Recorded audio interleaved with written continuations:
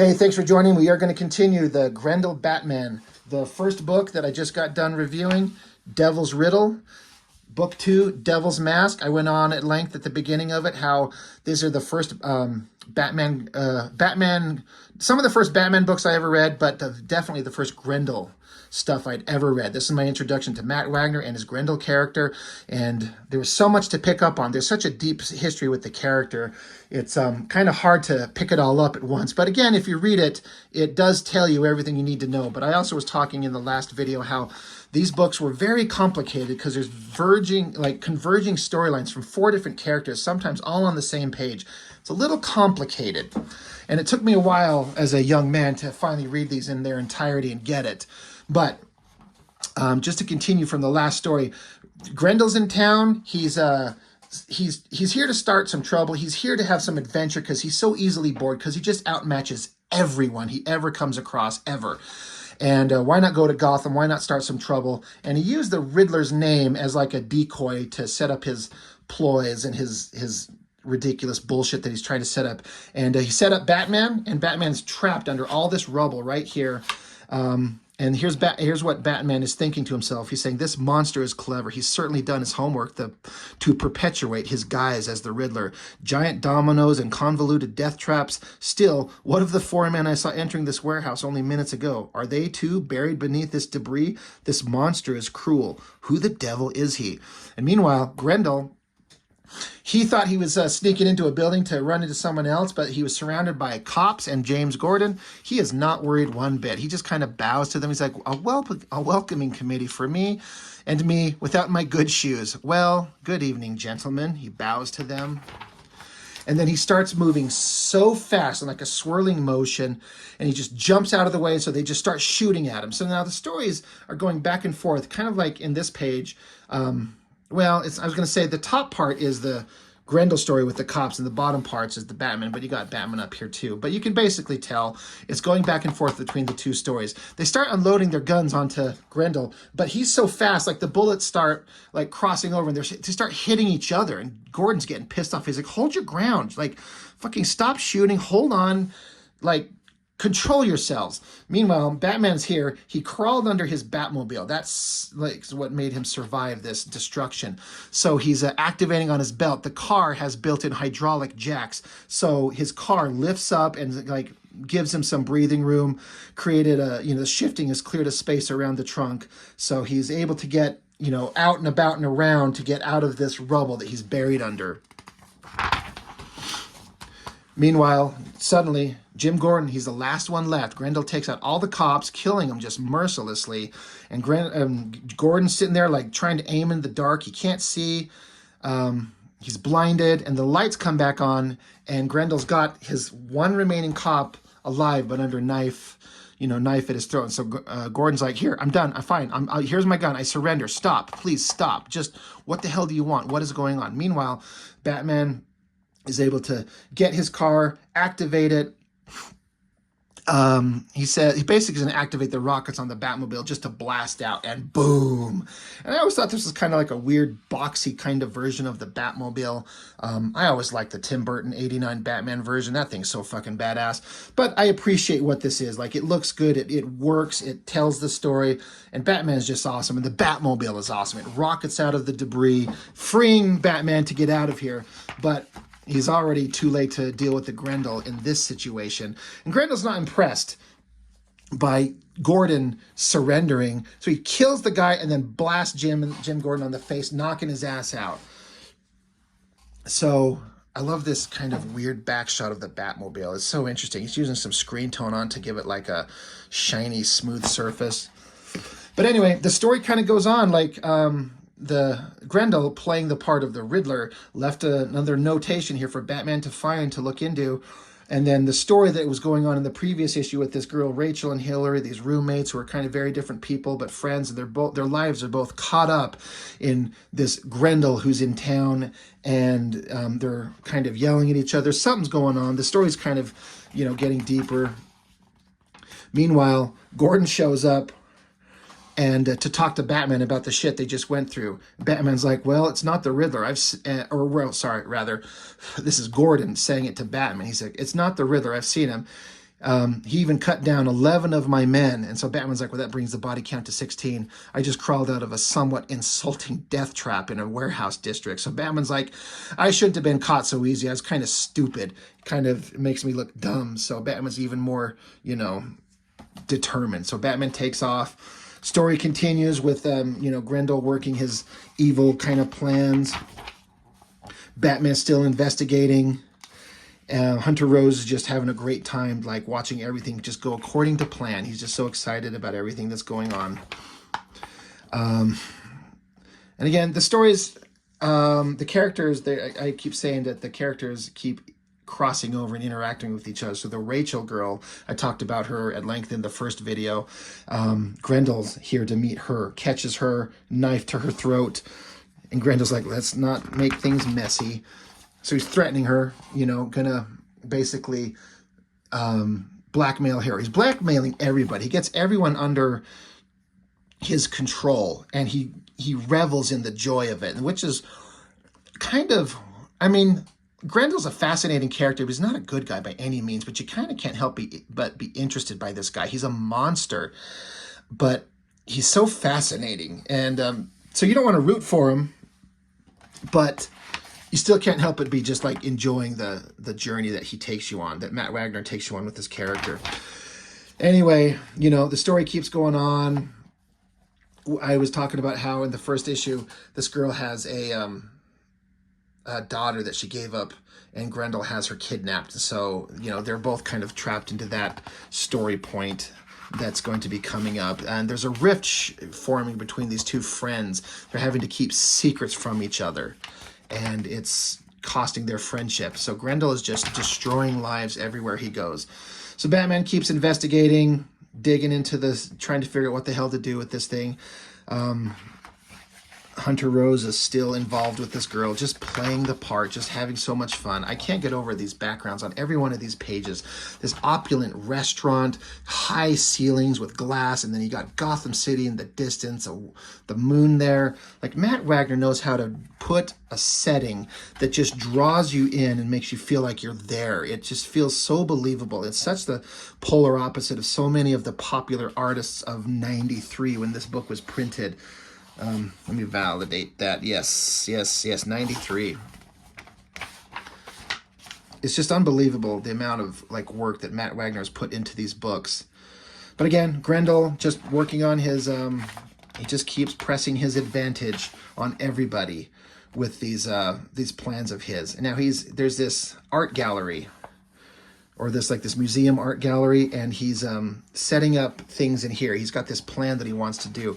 But this time, Grendel, he's sneaking around in here, but you notice way in the background, there's a shape of a bat.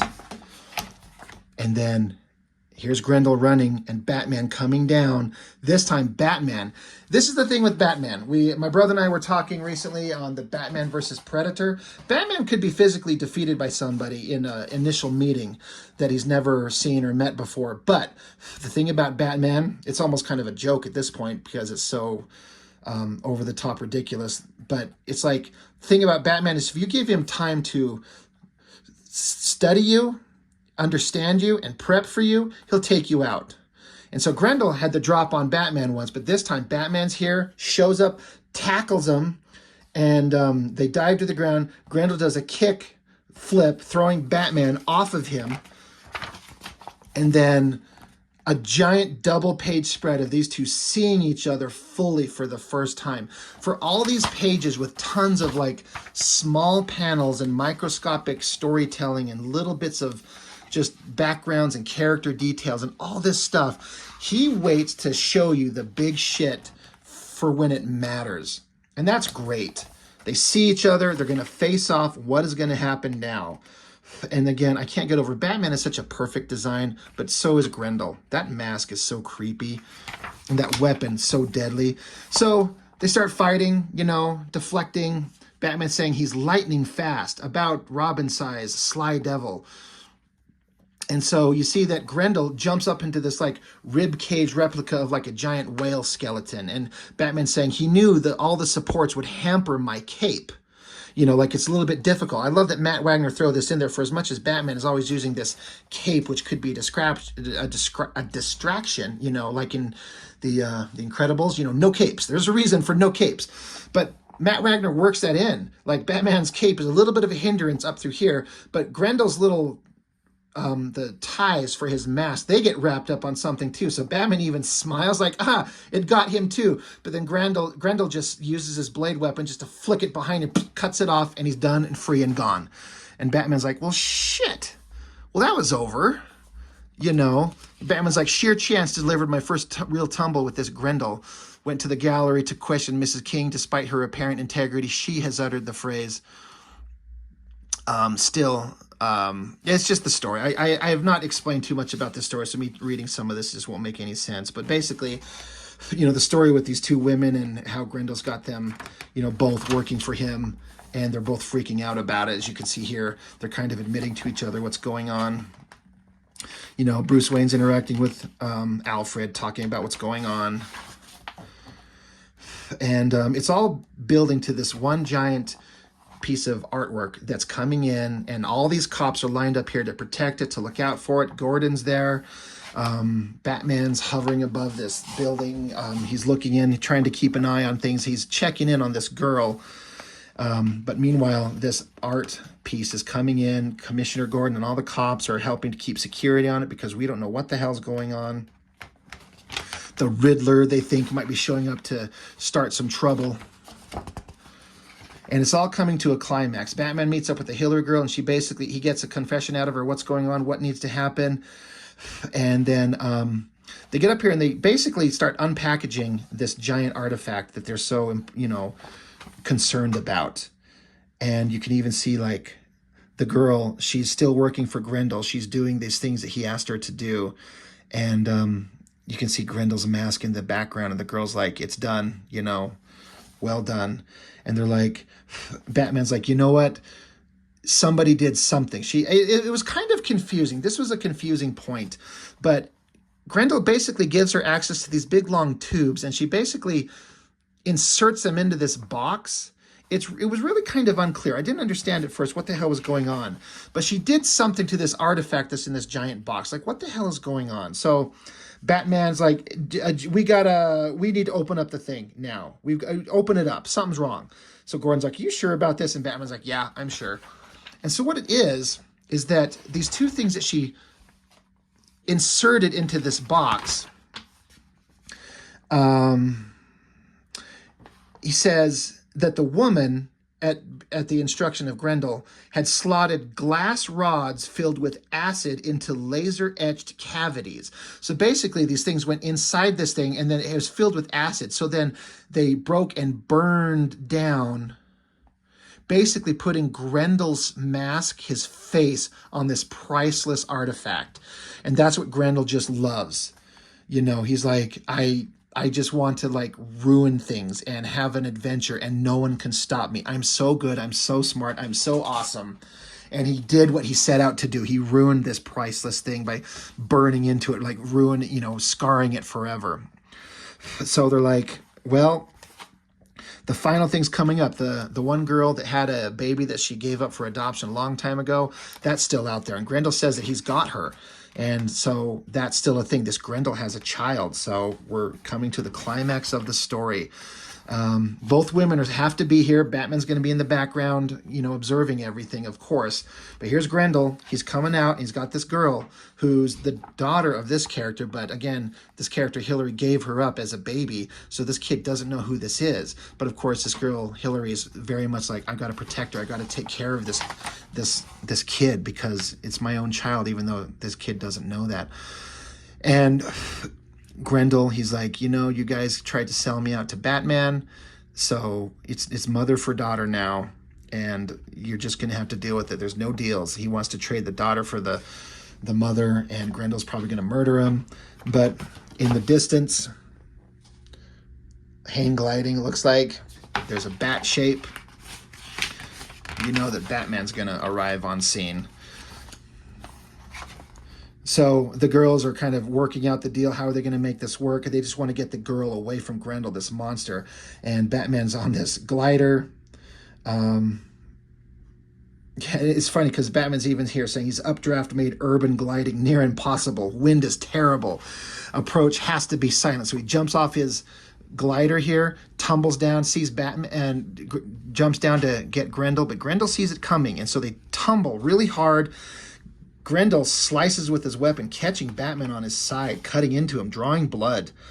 Meanwhile, the girl's like, come here, like, gotta get the kid. Like, hey, kid, there's this horrible shit going on. This poor kid doesn't know what the hell's going on. But there's a kid in the midst of these, like, monsters, this bat and this devil fighting. So we gotta look out for them. But Grendel grabs the kid and takes off. Batman, who's, he says, Batman's like, he was playing. The fiend cut me and ran. Too much blood, needed antiseptic gel, felt a rib. And Batman's like, he took the child. Enough of these games. Enough of you, devil. So Batman runs off. He's going to go stop this Grendel guy. Batarangs up to the roof. Now, Grendel, the one thing about him as a character is he won't harm children. And in fact, part of his criminal underworld that he does in his own world is while he runs, he took over all the mob bosses and took over all the criminal activity in his own town. The one thing that he rooted out was like anything with like pedophilia and child endangerment and torture and child trafficking. He has no toleration for that on any level. So he'll never hurt a child. He doesn't mean to. He's just using this kid as like a means to an end. So he's like, here, just sit here, just stay here. He takes off. Meanwhile, Batman's going to go find her, and the girls, the Hillary and Rachel, they're going to get involved. Rachel's got a gun. They're going to go try and save the kid. So they're crawling around these ledges of this roof. Grendel's getting the drop on the girl. Grendel's going to take her out. He doesn't care. But of course, Rachel shows up behind her. She's got the gun, and she shoots. Grendel ducks and hits Hillary, and Grendel ducks under and stabs Rachel in the guts. The blonde girl, the button-down girl, she gets stabbed by Grendel right here. And so there's this great page of these little tiny panels of Batman fighting Grendel inset with Hillary screaming for her friend Rachel, who just got stabbed. And the kid on the background is watching, but she starts to tumble off the side of the building. Now, these fight scenes in the background are so great because, like, Grendel charges with his weapon at Batman. Like, he shoves his weapon, Batman grabs it out of the way, and then takes an elbow to his face, catching Grendel. Now, no one ever lays a hand on Grendel, but this is Batman. So again, Grendel loses his weapon, but Grendel instantly is back on his feet, picks up his weapon, fighting, clocks Batman across the face. Batman grabs his arm. There's a little flash, like a little star, almost like implying like it's broken. That's look like a joint lock. So Grendel jumps up, knee to Batman's face. Batman throws down like a smoke bomb, and then there's a smoke covering. They pause for a minute, and there's Batman just hovering there in a fighting stance, and Grendel, and they just kind of hover and just wait just for a moment. But then Grendel, he strikes, and Batman, Batman takes a shot to the chin, but then Batman punches him in the guts, slams him to the ground. He's got his foot on Grendel's head. And he says, all right, you. But at the same time, this is when the little kid's about to fall off the roof of the building. So it's important to understand the story of Grendel as a character. No one ever lays a hand on him. I've only ever seen Batman here, and then the Shadow. But no one gets him. He's so good. So anyone to lay a hand on Grendel and beat him in combat is unthinkable, especially to Grendel himself. But the girl's about to fall. It's Batman not noticing. He pulls off the mask of him. He's like, let's see who you are. But Hunter Rose has painted his face under his mask and screams at him, kind of shocks him. And you see Hunter Rose Grendel thinking to, his inner thoughts. He's like, oh, what a tiger. He broke my arm, unmasked me. To no avail, mind you, thanks to my special war paint. So he's like, God, this guy, he took my mask off. He broke my arm. This never happens. But Grendel's weapon has an electrical charge. So it zaps him. So Batman's kind of holding back for a second. They're both at kind of paused for a moment, but they both stop and look as there's a scream. And they both look. Even Grendel has got this look of shock. He's like, wait, what? And so Batman takes off. He's like, no choice. I can't let this Grendel guy get away. But this kid is falling. And so you see the text of Hunter Rose's thoughts. He says, I I came to Gotham for a game, not the death of children. Still, I could only clutch my broken wing and watch as the tiger righted my wrongs, or in this case, my mistakes. So he's like, he even feels regret, this remorseless monster of Hunter Rose. He's like, I didn't come here to kill children, but these events are leading to the death of a child. And it's only because Batman is fucking awesome. He jumps off there with his cable, grabs the kid, but in doing this, gives Hunter Rose the opportunity to make his escape. And so he gets away, but meanwhile, Rachel, the character from the beginning of the story, she's stabbed, she dies. And so she is gone. And so now Batman is having his final thoughts. And so now the decision remains. Do I pursue this beast, follow his trail, and take the battle into his lair? He doesn't know. And so he's talking to Alfred. He says, what should I do, Alfred? And Alfred here says, it would seem your attention is required on another matter, sir, as the bat signal, goes into the sky. Basically letting you know that Bruce Wayne's like, should I follow this guy? But it's like his own Gotham is always going to have need of Batman. So I guess Bruce Wayne would probably think, in the future, I'll catch up with him, but not now. And the final thoughts of Hunter Rose, he says, and so, although I did find the experience exhilarating, I also found it disturbing. The Sphinx is there for repairs, after all. My handiwork will never be seen, and for that, I almost killed a child. And so he's coming back, and Hunter Rose has the care of a small child himself. It's not his own daughter, but it's someone he thinks of as a daughter. So for as remorseless as he is, he did not want to hurt a child, so he feels bad about that. So his final thoughts, Batman's final thoughts, it says a journal entry like Grendel, sub-entry number 972, whereabouts, presumably New York, case remains open. Grendel's final thoughts. And so, where I had sought conflict, I found only defeat. Where I sought my antithesis, I found only a mirror. Perhaps it is best I just put this behind me and strike it from my memory, my life, and my logs. I find I much prefer wolves to tigers. Tigers are too sleek, too ferocious, too much like me. And after all, he held my very face in his hands, my face, his face. And so there's so much in that conversation that he was having with himself that I did not understand at the time. Now that I have read, as I was showing in the first video on book 1, how I've got the remastered story of Hunter Rose and his origin story, which we'll get into at another time. So much more of this makes sense. But Hunter Rose keeps logs of everything that he does. And he's saying, I'm going to strike it from my logs. Because there is a point in the Grendel mythology where once Hunter Rose is dead, somebody gets a hold of his journals and pieces together the story of this guy. But there's no mention of the bat. And there's a reason why. And he lists it here. He's like, I just should put this behind me. So he just puts it out of his mind. So basically erasing it from history, except in the memories of the two men. So you'll never see it in the official Grendel books, which are creator-owned by Matt Wagner. So it's a great way for Matt Wagner to have his character interact with Batman, but not have it be any kind of part of any official record. And once again, as is the first book, where it started out with a great cityscape, here it ends on another one, a little bit more stark black and white. I love the bat symbol in the distance, showing like Batman's journey, his battle's never over. And at the very bottom, just in black shape, the face of the devil himself, Grendel. It's so kind of ominous and eerie. It's so great. So yeah, somewhere deep in the soul of the city, Batman and Grendel stage their final battle. It's such a good story. It's just like I was saying, the part 1 especially, there's so many character points going on, and the artwork was a little jumbled is the only word I can come up with to describe how some of it just was so compacted together. It made it a little bit hard to read. It kind of interrupted the flow of the story a little bit, which is interesting because the second series, the Batman Grendel, which I'm looking for here, where Batman, because Batman never meets Hunter Rose ever again. Hunter Rose meets his end,